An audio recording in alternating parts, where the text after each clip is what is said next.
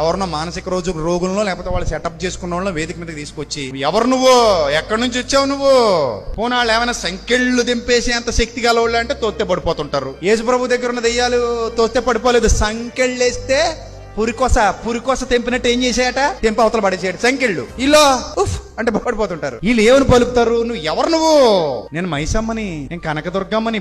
వాళ్ళ హిందువులు ఆరాధిస్తున్న దేవి దేవతలు, వాళ్ళను సాతానులుగా చూపించే నీచమైన గుణ లక్షణాలు. అది నిజమా? అది అబద్ధం. అది నిజమేదో అబద్ధమేదో ఏంటో ఆ మానసిక స్థితి బాలేదు వీళ్ళకి. అలాంటి మాటలు మాట్లాడి ఎంత మందిని శత్రువులుగా చేస్తున్నారు. ఇప్పుడు కనకదుర్గమ్మ తల్లిని ఆరాధించే వాళ్ళు, ఇప్పుడు మరి విజయవాడలో ఆ కనకదుర్గమ్మ గుళ్ళో నుంచే వరద బాధితులకు భోజనాలు వెళ్తున్నాయి. అందులో అన్ని మతాల వాళ్ళు ఉన్నారు, మరి తింటలేదా? తింటున్నారు. అలాగే క్రైస్తవులు పంచి పెడుతున్నారు, అందరూ తింటున్నారు.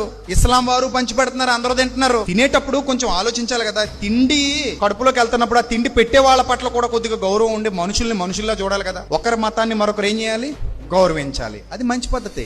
అంతేగాని ఇప్పుడు అదే స్కిట్ ఇంకొకటి వేసి, ఎవడరా నువ్వు అంటే నేను యేసు ప్రభునే అంటే మనకి ఎంత బాధగా ఉంటుంది చెప్పండి, మీరు చెప్పండి. మరి ఈ ఊరికి ఆ ఊరు ఎంత దూరమో ఆ ఊరికి ఈ ఊరు కూడా అంతే దూరం. అందుకే తెలివి లేని వాళ్ళు సువార్థికులు కారాదు, జ్ఞానం వివేకం లేని వాళ్ళు సత్యం చేత్తో పట్టుకోకూడదు.